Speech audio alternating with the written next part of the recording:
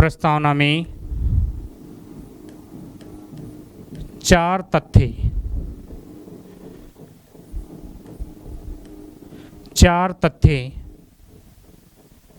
देखने को मिलते हैं। प्रस्तावना में मित्रों चार तथ्य हमें देखने को मिलते हैं। वेरी मोस्ट इंपॉर्टेंट चारों तथ्य क्या है? देखिए, प्रस्तावना से हमें चार तथ्यों के बारे में जानकारी मिलती है और वो चार तथ्य है कौन से? ठीक है, देखिए ध्यान से देखेंगे। प्रस्तावना के जो चार तथ्य हैं उसमें अपन बात करें, प्रस्तावना के जो चार तथ्य हैं उसमें अपन बात कर लेते हैं। जो पहला तथ्य है,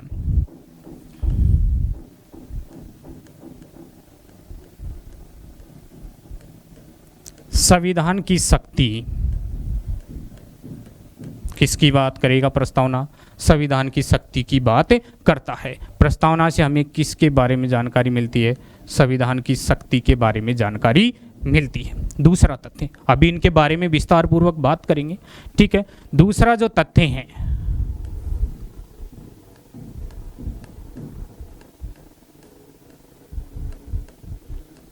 संविधान की प्रकृति।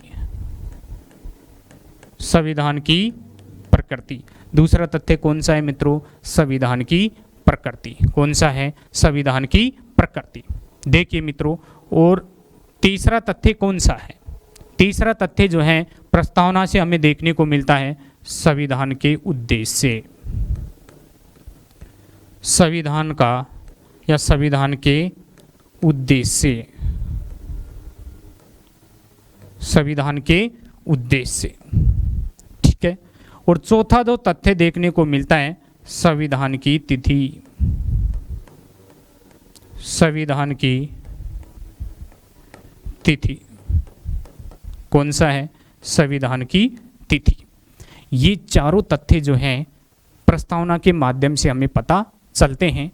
ठीक है, देखिए अब एक एक तथ्यों के बारे में अपन बात कर लेते हैं। अपन बात कर लेते हैं कि संविधान की शक्ति।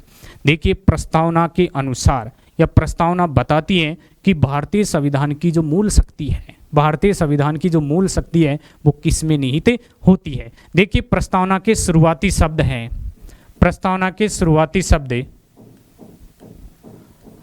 हम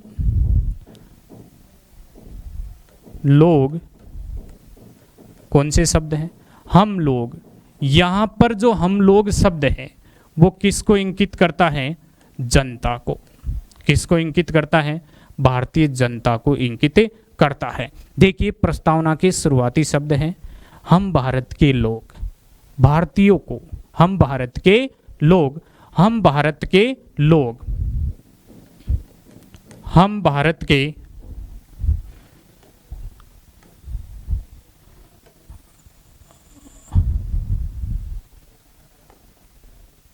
देखिए, प्रस्तावना के शुरुआती शब्द हैं हम भारत के लोग भारत को, हम भारत के लोग भारत को। ठीक है, देखिए यहाँ पर हम भारत के लोग भारत को, ये शब्द जो है वो किसको इंगित करते हैं? भारतीय जनता को। किसको इंगित करते हैं? भारतीय जनता को इंगित करते हैं। ठीक है, भारतीय जनता को इंगित करते हैं। तो अपन कह सकते हैं कि संविधान की जो मूल शक्ति होती है वो किस में निहित है दोस्तों? भारतीय जनता में निहित है। ये बात कौन बताता है हमें? प्रस्तावना बताती है। कौन बताता है? प्रस्तावना बताती है। तो मित्रों, पहला तथ्य हमारा क्लियर हो जाना चाहिए कि प्रस्तावना के बारे में शुरुआती तथ्य से पता चलता है संविधान की शक्ति क्या है। संविधान की शक्ति पहला ही जो लाइन में, पहली लाइन में कहा गया है हम भारत के लोग भारतीयों को, यानी भारत के लोग भारतीय जनता को ही, ठीक है, संविधान देना चाह रहे हैं। किस प्रकार का देना चाह रहे हैं अभी आगे प्रकृति में बात करेंगे। ठीक है, यानी संविधान की मूल शक्ति, संविधान की मूल शक्ति,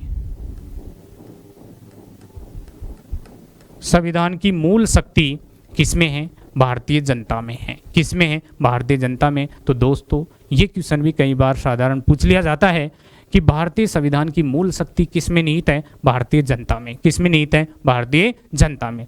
देखिए मित्रों, दूसरा तथ्य आता है संविधान की प्रकृति। कौन सा आता है? संविधान की प्रकृति। संविधान की प्रकृति, देखिए मित्रों, संविधान की प्रकृति के बारे में अपन बात कर लेते हैं। ठीक है, देखिए संविधान की प्रकृति, संविधान की प्रकृति जो बताई गई है प्रस्तावना में बताई गई है। ठीक है, देखिए पहला शब्द आता है प्रकृति में संपूर्ण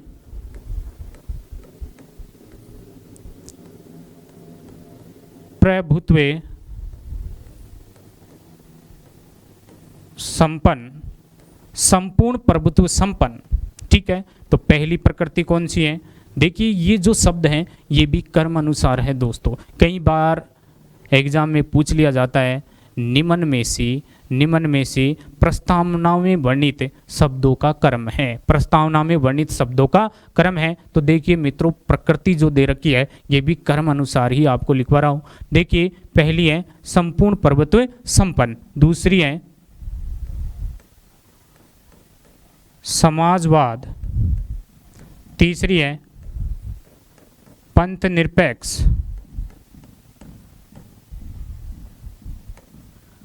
निरपेक्ष, और चौथी है लोकतांत्रिक, और लास्ट है गणराज्य। गणराज्य लास्ट कौन सी है? गणराज्य। ये संविधान की प्रकृति भी कौन बताता है? प्रस्तावना बताती है। कौन बताता है मित्रों? प्रस्तावना बताती है कि भारत का संविधान जो है संपूर्ण प्रभुत्व संपन्न होगा, समाजवाद होगा, ठीक है, पंथ निरपेक्ष होगा, लोकतांत्रिक होगा, गणराज्य होगा। ये शब्द कहाँ से लिए गए? ये प्रस्तावना से लिए गए। प्रस्तावना भारत की प्रकृति जो है वो इन शब्दों के माध्यम से जो है, भारतीय संविधान की प्रकृति इन शब्दों के माध्यम से जो है लोगों को बताती है। ठीक है, तो संविधान की प्रकृति के अंतर्गत संपूर्ण प्रभुत्व संपन्न, समाजवाद, पंथ निरपेक्ष, लोकतांत्रिक, गणराज्य। ठीक है, याद रखेंगे बिल्कुल। देखिए एक एक शब्दों के बारे में अपन बात कर लेते हैं। संपूर्ण प्रभुत्व संपन्न है क्या?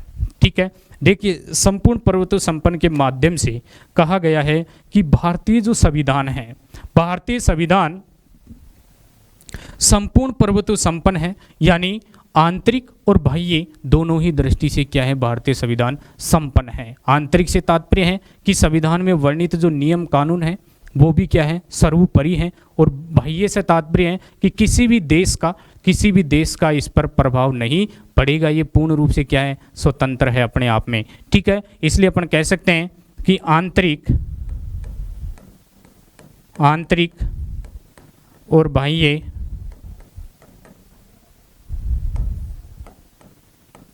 दृष्टि से